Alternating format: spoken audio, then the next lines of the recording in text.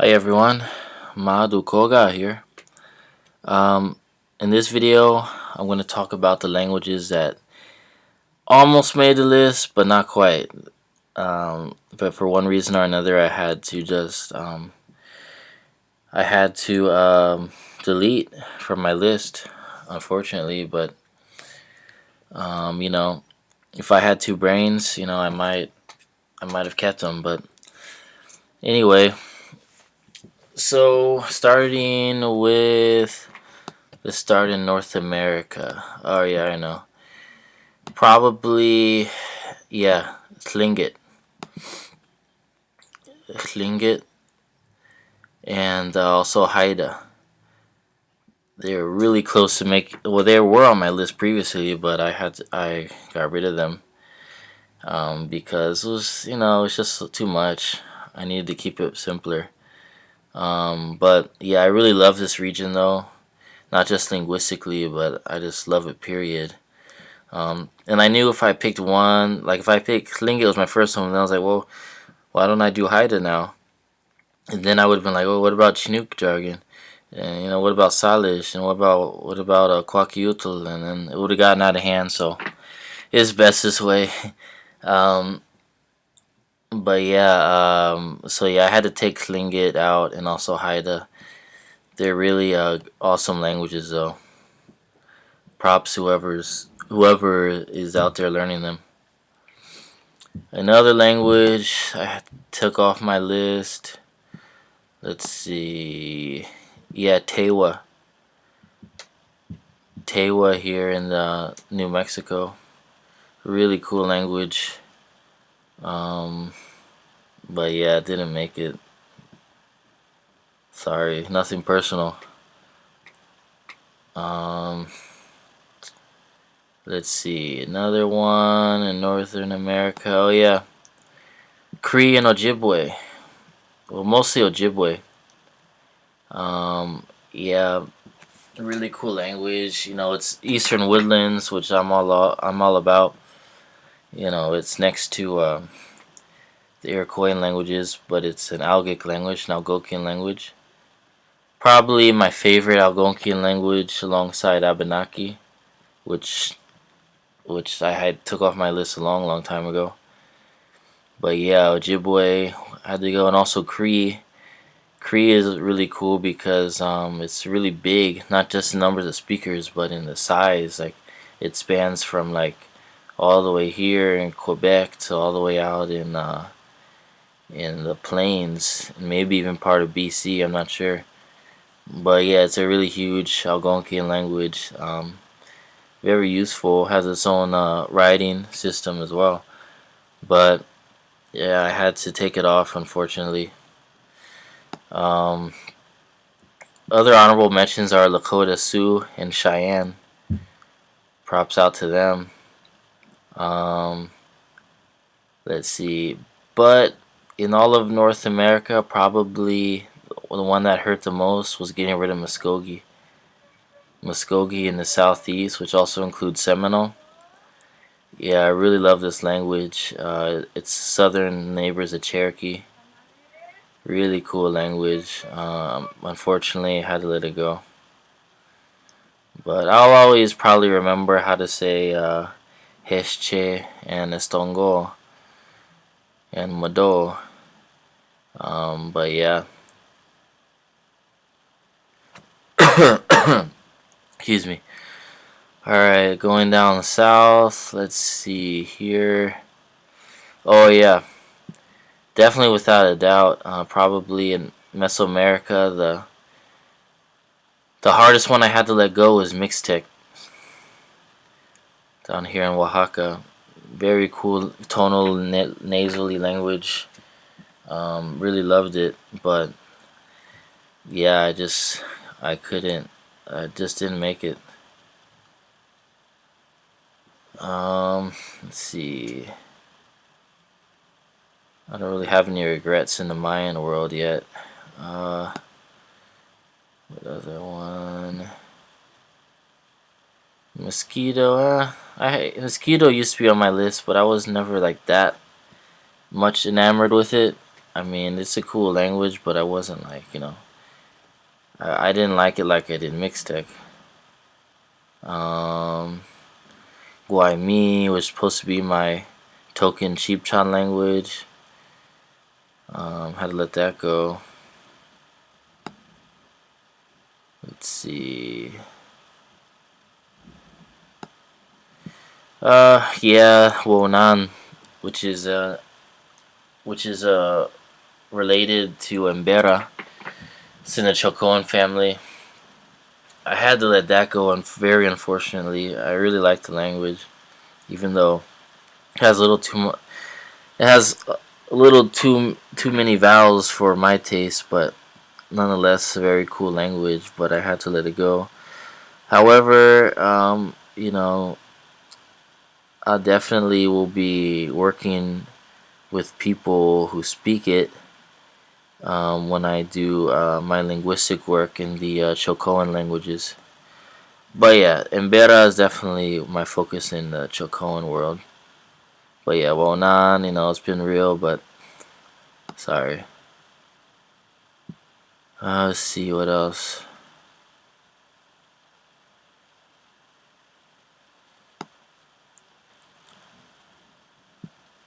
Oh yeah, there was this language in southwestern Colombia and Ecuador called alwah, which little it was a while ago that I took that off my list, but I still remember it sometimes. It's pretty cool.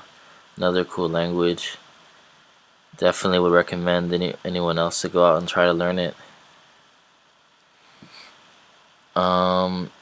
Alright, in Amazon, definitely, if I had to have one Amazonian language, it would be Tikuna, which happens to be the biggest one. Tikuna, and around this area. Super cool language. Very tonal. It's probably the most tonal language in South America. Very nasally. But unfortunately, I couldn't do it. It's just kind of like with the Pacific Northwest, because I knew if I had to pick one, I'd be like, well, then let me learn Witoto. Then I'm like, oh, let me learn Nyangatu. Then I would have been like, oh, let me learn Baniwa. So it would have gotten out of hand eventually. So yeah, I just had to pretty much stay out of the Amazon region, unfortunately. Like I said, if I had two brains, yeah, but. Then again, I like to think of Guarani as kind of my token Amazonian language, even though it's not in the Amazon, but it's a Tupian language, so it's closely related to like Nyangatu, for example, which is modern Tupinamba. But yeah, let's see. Moving on, I think that might be all for South America. Yeah, I briefly considered Mapundungun, but yeah, wasn't for me really.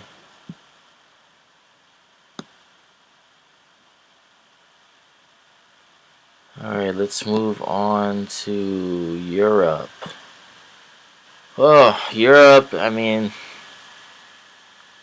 yeah, there's a lot of languages that I could have been learning from Europe. Um, if I wasn't, if my main focus wasn't Africa and the Americas, but yeah, Italian, that was one of my first languages to ever learn. Um, I still like understand some of it and can speak a little, but I don't really want to pursue it any further. Definitely French. I don't know. That's still up in the air. Actually, I might. I'm not sure about French yet. I'll get back to you on that. Because it's obviously really useful. Oh yeah, I'm really into the Celtic or Celtic languages, especially Scots Gaelic. Um, but I had to, I took it off the list. Also, Welsh is really cool. Serbo-Croatian is one of my favorites. I really love that language. I had to take it off. Albanian's really cool. Greek is really cool. Romanian, Russian, obviously very useful, but nah. Alright. Oh yeah, and also Chechen in the Caucasus region. Really cool languages there. But I had Chechen on my list a while back, but I took it off. As far as Africa, probably my greatest regret. I don't want to say regret because what's done is done, and it's for the best. But probably one that's gonna be missed the most is Fula or Fulani. It was previously on my list. Specifically the Senegalese variant, Pular. I had to get rid of it though. Um, Songhai, which would have fulfilled my Nilo-Saharan quota, but before, when I at least wanted to learn a language from every family in Africa, but I thought, well, let me just stick with Afroasiatic and Niger Congo, because those two families in themselves are enough to deal with. But yeah, Songhai had to say goodbye. See, Temne, another cool one I had to say goodbye to. Bassa, another one.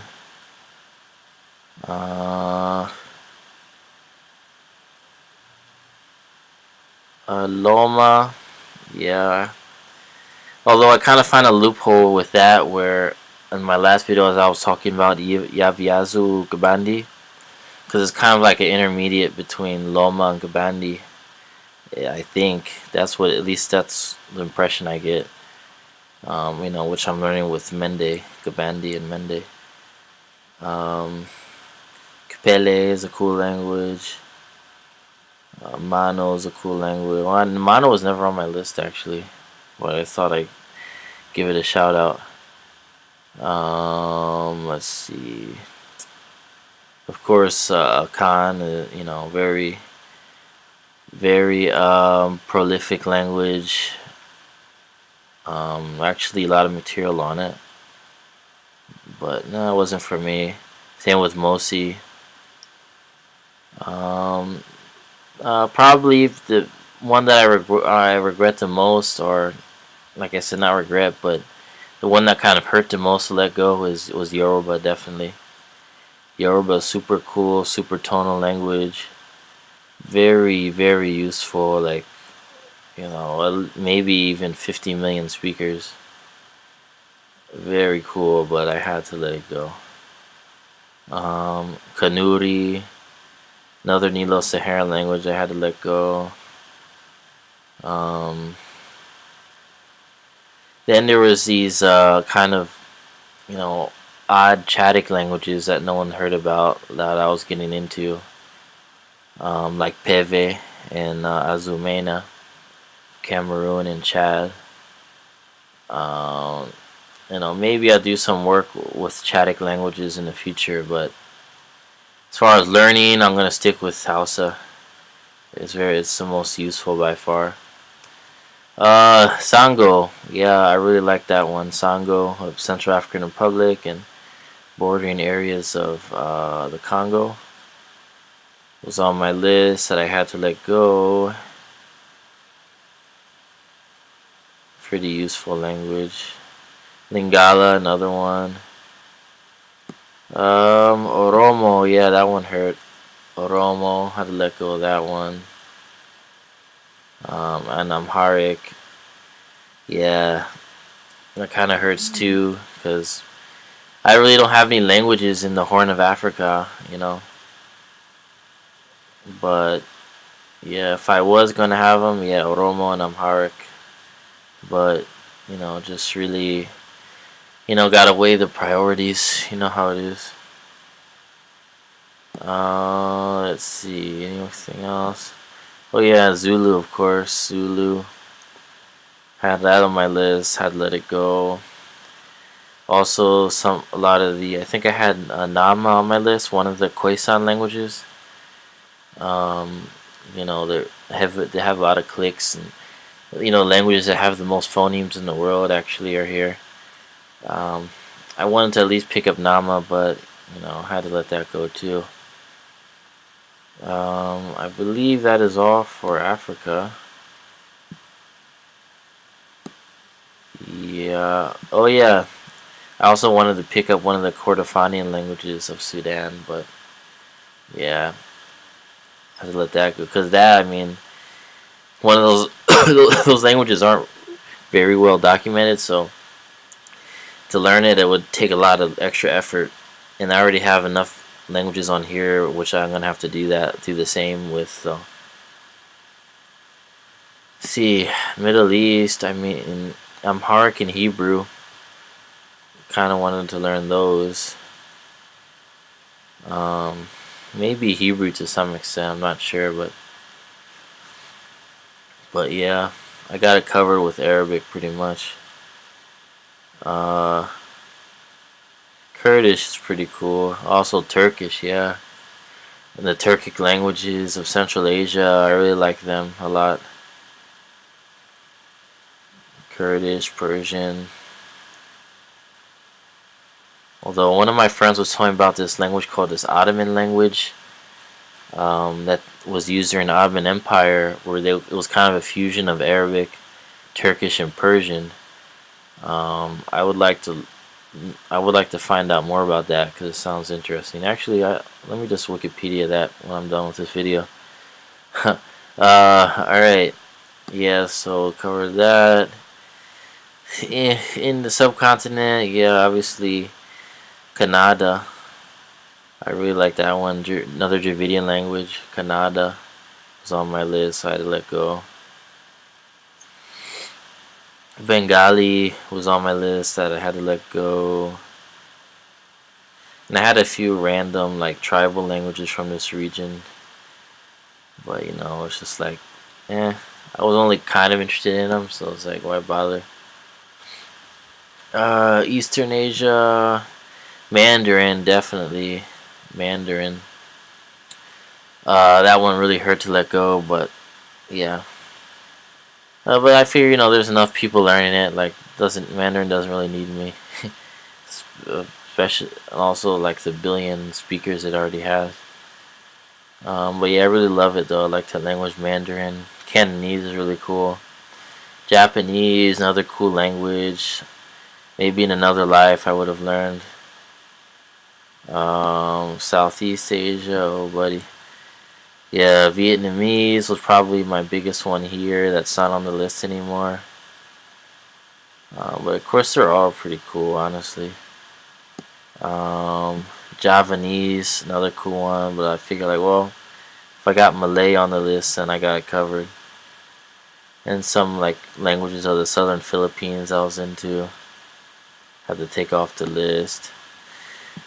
Oh, Papua New Guinea. Yeah, so I mean, like I said, if I had one brain just set aside for New Guinea, you know, but no, it's really cool island, a lot of cool languages, of which Enga was on my list, because it's the biggest one basically.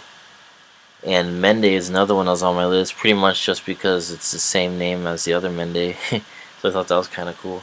But it happens to be a pretty cool language nonetheless. But yeah, I had to take those off my list. They're really cool languages though. Same with Australian Aboriginal. I think I had Warlpiri on my list, which I think is the biggest Aboriginal Australian language. Had to take off. And last but not least, Maori was on my list a while back that I took off. And that pretty much does it, I believe, for, you know, languages that almost made it. But yeah, you know, I have to stick with my priorities, and I always have to. I'm always strive to minimalize, just simplify, you know, everything, so I'm not too overwhelmed. So I think I'm happy. Well, I am happy with with my current list, and I plan to remain that way. Alright guys, it's been real. Until the next video.